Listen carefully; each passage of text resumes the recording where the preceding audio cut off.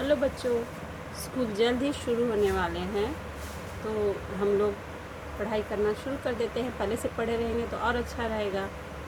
ठीक है, आज हम सीबीएसई बोर्ड की कक्षा 4 की व्याकरण की किताब पढ़ते हैं और मैं अलग अलग विषयों पे ऐसे ही बनाती रहूँगी वीडियो। आप देखिए और ज़्यादा से ज़्यादा मेरे चैनल को लाइक कीजिए और उससे भी ज़्यादा सब्सक्राइब कीजिए, ताकि जब जब मैं डालूँ कुछ आप लोगों को बताऊँ तो आप लोगों को उसका पता चलता रहे। और मैं आप लोगों को एकदम सरल शब्दों में बताने की कोशिश कर रही हूँ। आप लोगों को जो डाउट हो, जो पूछना हो, कमेंट करके मुझे पूछ सकते हैं। ठीक है, और अगर आपको अलग किसी बोर्ड की, जैसे महाराष्ट्र या यूपी बोर्ड की जो भी पढ़ना हो, आप मुझे कहेंगे तो मैं उसके लिए भी अलग से वीडियो बना दूँगी। तो ठीक है, फ़िलहाल अभी आज मैंने उठाई बुक और पहले मेरे हाथ में यही आई है व्याकरण की, तो हम व्याकरण पढ़ते हैं। इस कंप्लीट होने पे मैं नेक्स्ट सब्जेक्ट की और दूसरे सब्जेक्ट की वीडियो बना के डालूँगी। चलिए शुरू करते हैं, ज़्यादा समय न बर्बाद करते हुए। तो इस व्याकरण के में अंदर पूरा लेसन कितने हैं? 23 हैं पाठ। और हम 2 प्रश्न पत्र हैं, प्रश्न पत्र 1, प्रश्न पत्र 2, हम सभी को पढ़ेंगे। मैं रोज़ आप लोगों को डाला करूँगी वीडियो, जब भी जो कुछ भी करूँगी, पढ़ूँगी, बताऊँगी। आप लोग देखा कीजिएगा बच्चों, ध्यान से देखेंगे तो आप लोग को अदर जगह पे कोचिंग जाने की या फिर कुछ कोचिंग जा भी रहे हो तो कुछ डाउट हो, इससे आप समझ सकते हैं। चलिए, पाठ 1 है भाषा और व्याकरण। भाषा जो है एक साधन है जिसके द्वारा हम अपने भाव एवं विचार लिखकर अथवा बोलकर और दूसरों के विचारों को पढ़कर या सुनकर समझते हैं।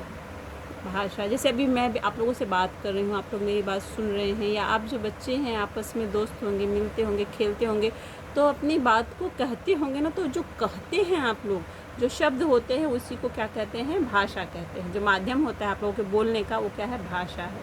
ठीक है, तो भाषा देखकर, पढ़कर और समझकर समझ में आती है। यहाँ पे 2 चित्र दिए गए हैं। पहले चित्र में है, एक बच्चा कह रहा है, न्यूज़पेपर लेके कह रहा है,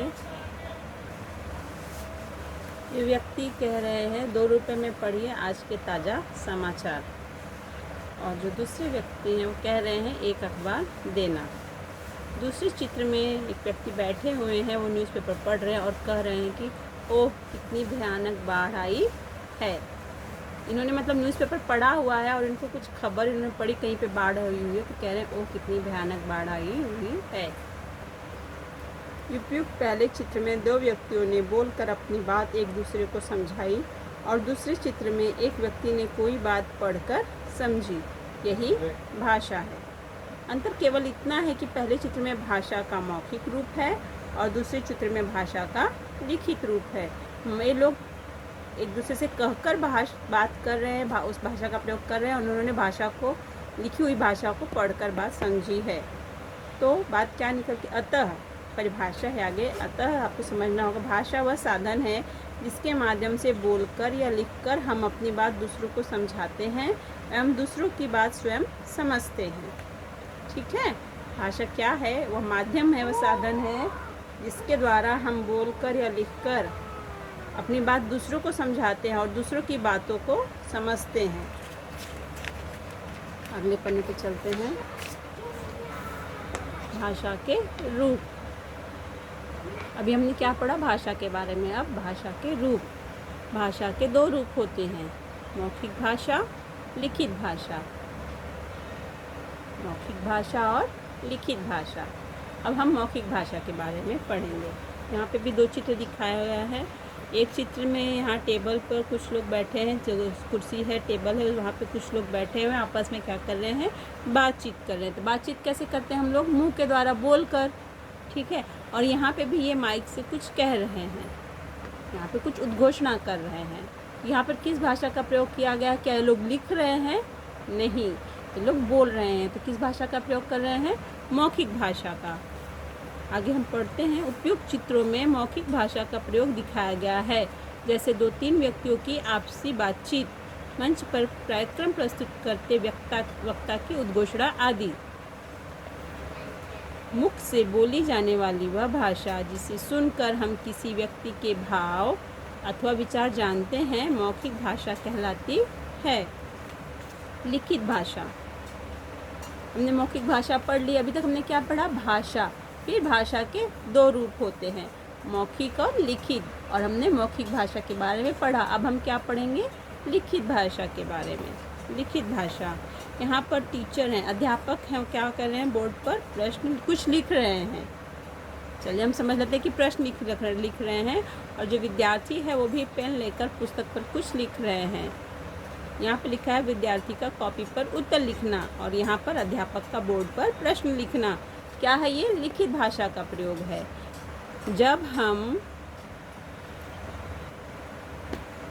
जब हम लिखकर अपने भाव तथा विचारों को प्रकट करते हैं व अन्य व्यक्तियों के भाव और विचारों को पढ़कर स्वयं समझते हैं, तो भाषा का यह रूप लिखित भाषा कहलाता है। जब हम लिखकर, जैसे हमने कुछ लिखा और अपने भाव तथा विचारों को प्रकट करते हैं लिखकर, और अन्य व्यक्तियों के भाव और विचारों को पढ़कर स्वयं समझते हैं, तो भाषा का क्या रूप, कौन सा रूप कहलाता है? लिखित रूप कहलाता है। भाषा के मुख्य 3 अंग हैं, वर्ण, शब्द और वाक्य। 3 रूप हैं, 3 अंग हैं। 3 अंग के अंदर हम पहले पढ़ेंगे वर्ण को। वर्ण को ध्वनि भी कहा जाता है। जो मैं आपसे बात कर रही हूँ, कुछ आवाज़ आ रही है तो क्या है वो? ध्वनि। शब्दों के योग मीन, जो शब्द मैं कह रही हूँ वो शब्दों को मेल है, जो वर्णों का मेल है जो शब्दों के रूप में निकल रहा है, और शब्दों का भी मिलकर क्या बनते हैं? एक वाक्य बनता है। आगे हम इसके बारे में पढ़ेंगे, फिलहाल हम वर्ड पर फोकस करते हैं।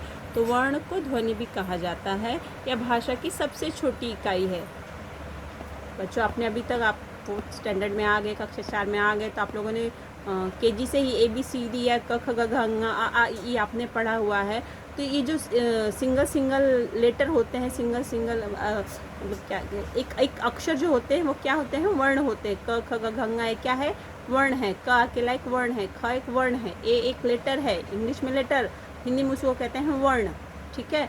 A P P L E को मिला दिया तो क्या हो गया? ये एक वर्ड बन गया।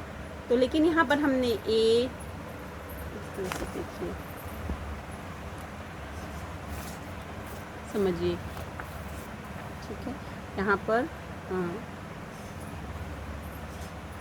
एक अकेला क्या है? ये अकेला है। ये P भी अकेला है, P भी क्या है? सिंगल लेटर है। अलग अलग क्या है? ये वर्ण है।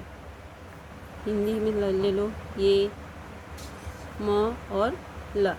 अगर अकेले देखें हम इनको, तो अकेले क्या है? ये वर्ण है। लेकिन इनको एक साथ कर दे, क, फिर उसके साथ म लगा दिया, फिर ल, क्या हो गया? क म ल ना। ये क्या बन गया? ये शब्द बन गया। लेकिन जब तक ये क और म और ल अकेले हैं तो क्या है? ये वर्ण है। ये ए भी अकेला है, P भी अकेला है, P भी अकेला है। लेकिन अगर ये एक साथ हो जाते हैं, APPLE, क्या हो जाते हैं? ये एप्पल हो जाते हैं। वो क्या बन गया? वर्ड बन गया। ये क्या बन गया? शब्द बन गए, कमल। और ये अकेले क्या है? ये वर्ण है। और इंग्लिश में क्या इसको कहते हैं? लेटर। ठीक है, ओके, आगे पढ़ते हैं हम।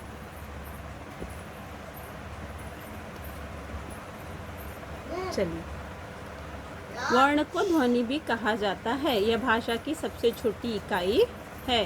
प्रत्येक शब्द अनेक वर्णों से मिलकर बनता है। उदाहरण के लिए शब्द लें मटर। यह अनेक वर्णों के मेल से बना है।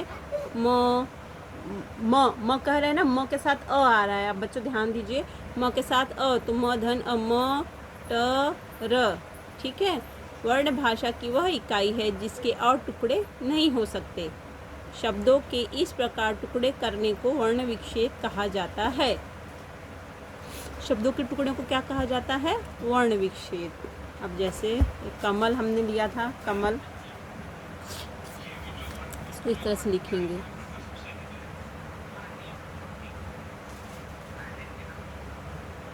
अलग कर रहे हैं इसको हम।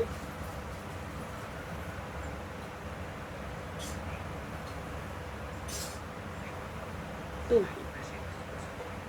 कमल ये एक साथ हो गया, और इसको अलग अलग करके लिखना क्या कहलाता है? ये वर्ण विच्छेद। ठीक है, ये क्या हो गया, वर्ण विच्छेद हो गया, अलग अलग करके लिखना। आगे बढ़ते हैं। शब्द, शब्द वर्णों के सार्थक समूह को कहते हैं, अर्थात वर्णों का वह मेल जिसका एक निश्चित अर्थ हो और वर्णों के जिस मेल से कोई अर्थ न निकले उसे शब्द नहीं माना जाता। ठीक है। उदाहरण के लिए मटर शब्द का अर्थ है, मटर क्या है, ये सब्जी है। और यहाँ पे जो हमने पढ़ा कमल, कमल शब्द का भी अर्थ है, कमल क्या है, एक फूल है। ठीक है। लेकिन यही यदि इस प्रकार लिखे मटर को रटम तो इसका कोई अर्थ नहीं निकलता, तो यह शब्द क्या हो गया, निरर्थक होने के कारण शब्द नहीं कहा जाएगा। और कमल को भी मैं लिख दूँ मकल, तो क्या इस शब्द का कोई अर्थ निकलता है, नहीं। तो क्या हो गया, यह शब्द निरर्थक हो गया, तो इसे शब्द नहीं कहा जाएगा। इसका कोई अर्थ नहीं निकल रहा है तो क्या कहा जाएगा, शब्द नहीं कहा जाएगा। ठीक है। अब भाषा के 3 अंग हैं, वर्ण, शब्द और वाक्य। हमने क्या क्या समझा, हमने वर्ण के बारे में समझा, हमने शब्द के बारे में समझा, और अब हम क्या पढ़ेंगे, वाक्य। शब्दों का वह मेल जिससे कोई बात पूरी तरह समझ आ जाए उसे वाक्य कहते हैं। शब्दों को ऐसा समूह, शब्दों को मिलाकर एक शब्द एक साथ आए और उनसे कोई बात पूरी तरह समझ में आ जाए, अच्छी तरह समझ में आ जाए, तो उसे क्या कहते हैं, वाक्य कहते हैं। अभी यहाँ दिए गए उदाहरण के द्वारा हम इसे समझेंगे। यहाँ पे 3 कॉलम बने हुए हैं। एक कॉलम, पहला कॉलम है वर्ण का, दूसरा है शब्द का, तीसरा है वाक्य का। यहाँ पे लिखा है मैं, म धन ए की मात्रा क्या हो गया, मैं से कोई वाक्य, यहाँ पे भी वाक्य नहीं बन रहा है। जब सब एक साथ, शब्द एक साथ आ जाएंगे तो वाक्य बनेगा। तो हम वर्ड के बारे में पढ़ रहे हैं पहले, फिर उससे जो क्या शब्द बनता है उसके बारे में। ह धन ई, ही न, द धन ई, क्या बन गया ये, हिंदी। जो बिंदी उसको न लिखा है, इसके लिए इसे आगे कोई नहीं, हिंदी। ही हमने पढ़ा, ही न दी। फिर प ढ ती, प धन ढ धन त धन ई, पढ़ती हूँ। हम हब के साथ ऊ करेंगे, क्या हो गया, हूँ। ये शब्द बन गए। पहला शब्द बना मैं, दूसरा शब्द बना हिंदी, तीसरा पढ़ती, चौथा हूँ। अब ये 4 शब्दों को जोड़कर क्या बन रहा है, वाक्य बनाते हैं। मैं हिंदी पढ़ती हूँ, तो कौन सा वाक्य बन गया, मैं हिंदी पढ़ती हूँ। तो इस उदाहरण से हम वर्ण, शब्द और वाक्य के अंतर को भली भांति समझ गए, है ना। चलिए आगे बढ़ते हैं। अब व्याकरण। प्रत्येक भाषा को शुद्ध रूप में लिखने, पढ़ने व बोलने के कुछ नियम होते हैं। हर भाषा, चाहे वो हिंदी हो, मराठी हो, इंग्लिश हो, गुजराती हो, पंजाबी हो, तो हर भाषा को शुद्ध रूप में लिखने के लिए, पढ़ने के लिए, बोलने के कुछ नियम होते हैं। यही नियम व्याकरण कहलाते हैं। जिस शास्त्र द्वारा हम भाषा को शुद्ध रूप से बोलना, लिखना व पढ़ना सीखते हैं उसे व्याकरण कहते हैं। इस पुस्तक में हम व्याकरण के नियमों को आगे पढ़ेंगे। हमारी राजभाषा हिंदी है। इसके अतिरिक्त भी हमारे देश में अनेक भाषाएं बोली जाती हैं, लिखी और समझी जाती हैं, है ना। हमारे देश में, भारत देश में जो विविधता का देश है, इसमें हर ढंग की भाषा, हर रंग अलग अलग भाषाएं बोली जाती हैं। इसमें से कुछ प्रमुख भाषाएं हैं गुजराती, मराठी, तेलुगु, मलयालम, उड़िया, पंजाबी तथा कश्मीरी आदि। बहुत सारी भाषाएं हैं और हर राज्य की अलग अलग भाषा है। उसको पढ़ना, लिखना, बोलने के लिए जो क्या कहते हैं कि जो नियम है, उस नियम को हम क्या कहते हैं, व्याकरण। चलिए आगे का अभ्यास देखते हैं, एक्सरसाइज। पहला है उचित विकल्प पर सही का निशान लगाइए।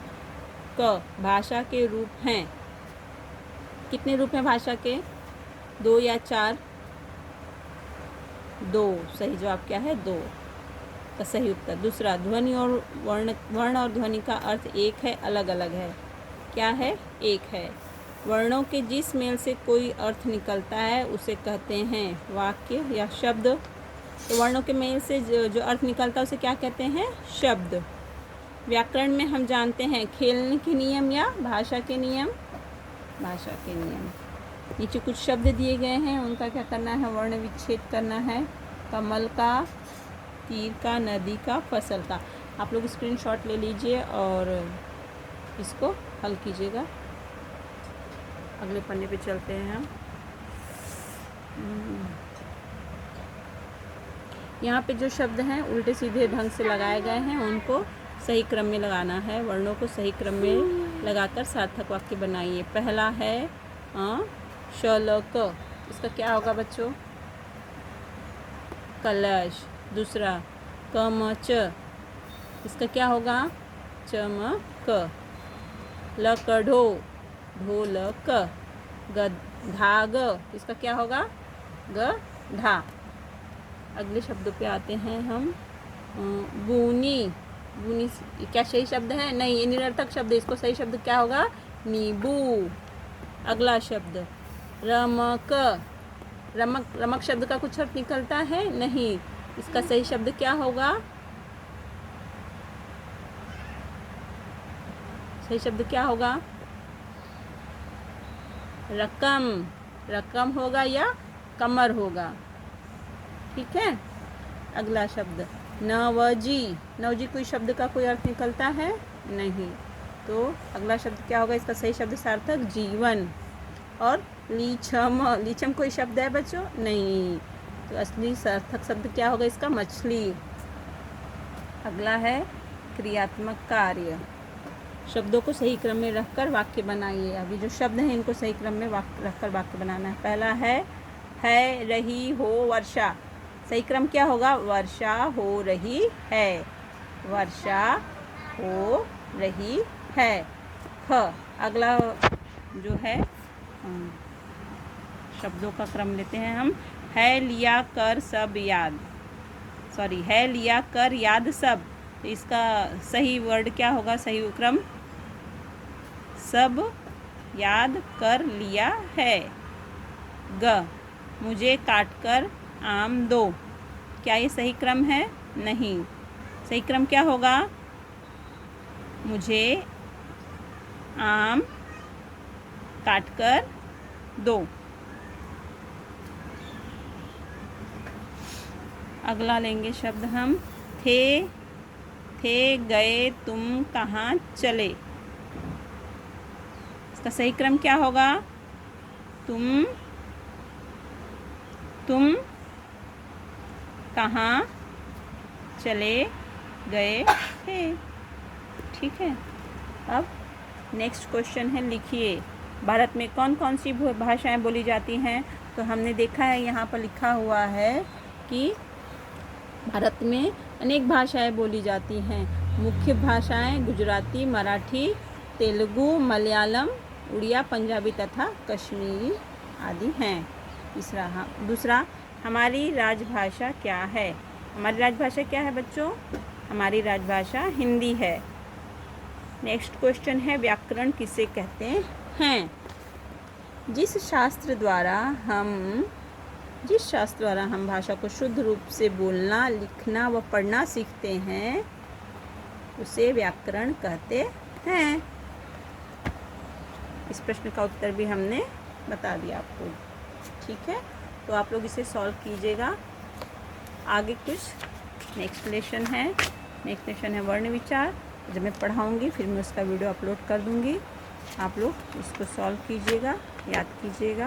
आपका ग्रामर लेसन फर्स्ट तैयार है, ठीक है बच्चों। मिलते हैं नेक्स्ट वीडियो में, बाय।